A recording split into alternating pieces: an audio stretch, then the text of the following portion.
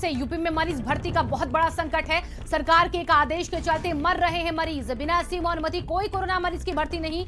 Corona मरीज को सीधे अस्पताल में एंट्री नहीं मिल रही है।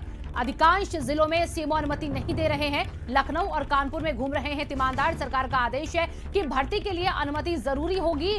रेफरल लेटर के लिए भटक रहे मरीज के परिजन और कोई सुनवाई नहीं, कोई फोन उठाता नहीं है। सीएमओ फोन उठाते नहीं है तो अनुमति किससे मिले? ये बड़ा संकट है लोगों के सामने।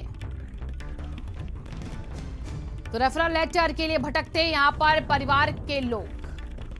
यूपी में कोरोना संक्रमण ने सभी रिकॉर्ड तोड़ दिए हैं। यूपी में कोरोना के मामले अब 30,000 के पार पहुंच चुके हैं। यूपी में एक दिन का आंकड़ा जो है वो 30,000 को पार कर चुका है। 30,596 नए केसेस मिले हैं एक दिन में। अभी तक अगर नए केसेस के बाद मौतों का आंकड़ा देखा जाए तो प्रदेश में 24 घंटे में 129 लोगों की जान चली गई है। लखनऊ में 24 घंटे में 5,551 नए केस सामने आ चुके हैं। लखनऊ में 24 घंटे में 22 लोगों की मौत हो गई है और प्रयागराज में 24 घंटे में 1,711 नए केस सामने आ चुके हैं। प्रयागराज में 24 घंटे में 11 लोगों की यहां पर जान भी गई है। इसी के साथ कानपुर का आंकड़ा 24 घंटे का 1,839 केसेस का।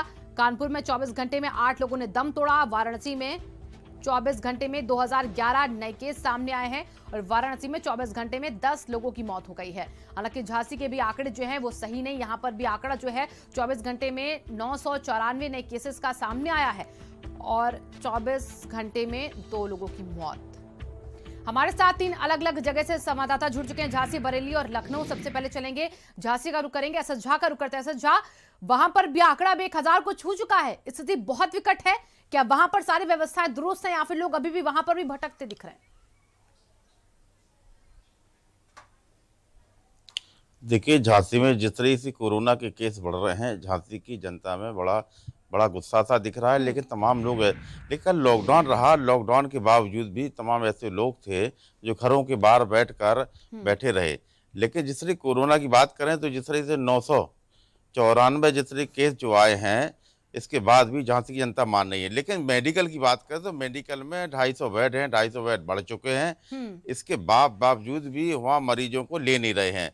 हालांकि लेकिन तमाम लोग ऐसे भी कह रहे हैं कि जो मरीज मेडिकल में जाता है वो जिंदा नहीं आता है। तो मौतों की बात करें तो अभी 5 तारीख से अभी तक 40 मौतें हो चुकी हैं। कल 3 मौतें हुई हैं। इससे कहीं ना कहीं डर का माहौल बना। मेडिकल की बात करते हैं तो मेडिकल में लोग जाने को तैयार नहीं। प्राइवेट वाले हैं तो उल्टे सीधा पैसा ले रहे हैं। गरीब लोग हैं, गरीब बुंदेलखंड की स्थिति खराब है।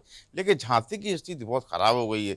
झांसी के जिलाधिकारी लोगों से अपील कर रहे हैं कि मास्क लगा के चलें, तो डिस्टेंस पालन करें। लेकिन वो तो बात अलग है लेकिन जिस तरीके से झांसी की स्थिति खराब है, आने वाले समय में अगर ऐसा बना रहा तो स्थिति खराब हो सकती है। जी, और अब बरेली का रुख भी कर रहे थे। अजय वहां से हमारे साथ जुड़े हुए हैं। अजय, सीएमओ का जब तक आपको अनुमति, उनकी परमिशन नहीं मिलेगी, मरीज भर्ती नहीं हो पा रहे हैं और इसकी वजह से बरेली वाले भी प्रभावित ज्यादा दिख रहे हैं आपको? देखिए, बिल्कुल सही आप कह रहे हैं कि बरेली में जो हालत बेकाबू हो गए हैं। पहले सीएमओ का पत्र लिखवाना पड़ता है, उसके बाद जो है यहाँ पे मरीज को भर्ती करा जाएगा। बरेली के अगर अस्पतालों की बात की जाए तो लगभग सारे जो है फुल हो गए हैं अस्पताल। एक साई सुविधा हॉस्पिटल है, उसको अभी आज के लिए जो है जारी किया कोविड हॉस्पिटल का। लेकिन 16 सीट जो है उसमें जो है पेड रखी है, सिर्फ 4 सीट तो फ्री रखी है। तो अब जो है, अब जैसे कि कल शाम को जो है केसर सिंह विधायक हैं नवाबगंज के, उनके बेटे ने मुख्यमंत्री कार्यालय फोन किया था, फोन नहीं उठा। मुख्यमंत्री कार्यालय में उन्होंने शिकायत करना चाहिए थी, शिकायत नहीं हो पाई। सीएमओ को उन्होंने कॉल किया था, सीएमओ को बार बार कॉल करने पर नहीं हुआ और हार खा के जो है वो अपने जो विधायक जी को जो है वो नोएडा शिफ्ट कर दे। तो कहीं ना कहीं एक बड़ा सवाल ये उठता है कि अब ये एक जो मरीज के तीमारदार और सीएमओ के बीच में एक कम्युनिकेशन गैप आ गया है जो बहुत बड़ा असर डाला है। बिल्कुल। और देखिए अजय, इस वजह से लोगों को दिक्कत जरूर हो रही है। पूरे यूपी का आंकड़ा देखिए समाप्त 30,000 के पार पहुंच चुका है। लेकिन ऐसे में कई ऐसे नियम हैं जो लोगों को परेशान करने लगे हैं। तो कैसे नियमों को बनाया जाए ताकि लोग बचे भी संक्रमण से और उन्हें असुविधा भी ना हो? आंकड़ा जो 30,000 का है वो कम हो जाए।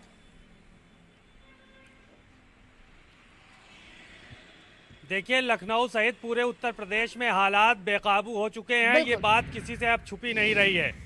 चाहे सीएमओ हो, चाहे एसीएमओ हो, चाहे यहाँ के डीएम हो, चाहे कमिश्नर हो और चाहे दूसरे आला अधिकारी हो। किसी की कोई सुनने वाला नहीं है। सिर्फ हेल्पलाइन नंबर जारी कर दी गई है, हेल्पलाइन नंबर पे फ़ोन नहीं उठते हैं। चाहे जितनी बड़ी सिफारिश हो, मरीज़ आपका भर्ती नहीं हो सकता है। और रही जो आम लोग हैं, वो तो तड़प तड़प के दम तोड़ रहे हैं, उनकी फरियाद सुनने वाला कोई नहीं है पूरे लखनऊ में। तमाम लोग कोविड कमांड सेंटर के बाहर बैठे हुए हैं और लोग गुहार लगा रहे हैं कि उनको थोड़ा सा ऑक्सीजन मिल जाए ताकि वो अपने मरीज को लगा सकें, लोगों को बेड मिल जाए ताकि वो मरीज को भर्ती करा सकें, वेंटिलेटर मिल जाए कि ताकि जान बचा सके। लेकिन कहीं पर कुछ अवेलेबल नहीं है, सब कुछ राम भरोसे इस वक्त चल रहा है। अस्पताल पूरी तरह से फुल हो चुके हैं और बेड बढ़ाने की बात कही गई है। अब बेड बढ़ाए जाएंगे तो हो सकता है कि हालात काबू में आए, लेकिन मौजूदा हालात ये हैं कि किसी तरह की कोई किसी को सुविधा नहीं मिल पा रही है और लोगों की जान जा रही है।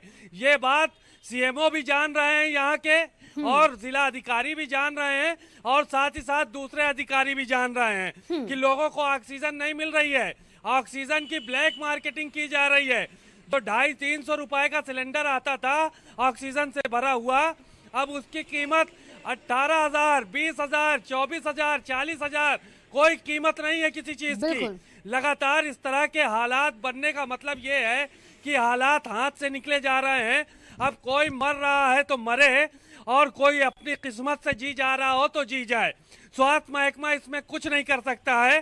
फिलहाल अभी जिस तरह की स्थितियां बनी हुई हैं वो नाकाफी हैं, और तमाम जो है वो इंतजामात की ज़रूरत है कि अच्छा जो है वो इंतज़ाम किए जाएं, क्योंकि शमशान घाट और कब्रिस्तान का आलम ये है कि लखनऊ में 1 किलोमीटर दूर तक शमशान घाट के अब जो है वो चिताएं जल रही हैं।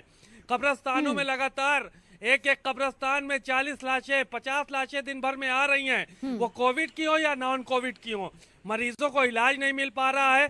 प्राइवेट अस्पतालों को ऑक्सीजन नहीं मिल पा रही है कि जो ऑक्सीजन लगा सके।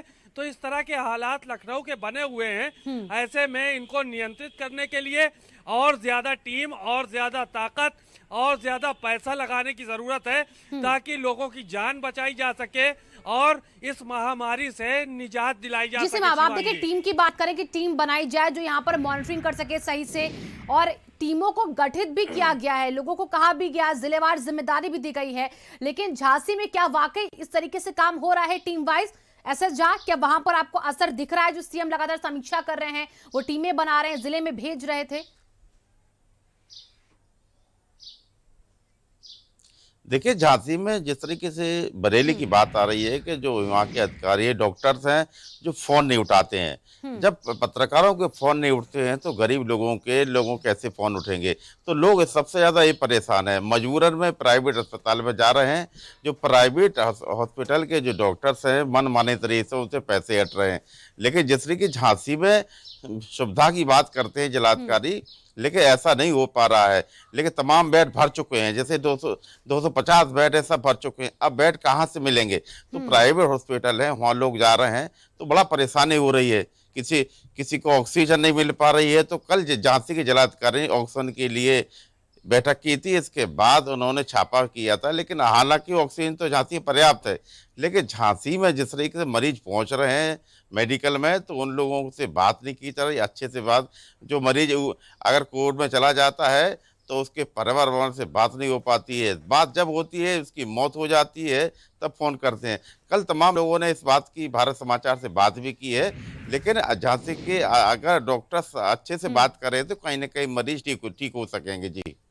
और बरेली में अजय, वहां पर जो हाल है वो आप लगातार हमें बता रहे हैं। सिमाब, आपने भी लखनऊ की स्थिति क्या है वो बताई। फिलहाल आप तीनों का बहुत बहुत शुक्रिया इन तमाम जानकारियों के लिए।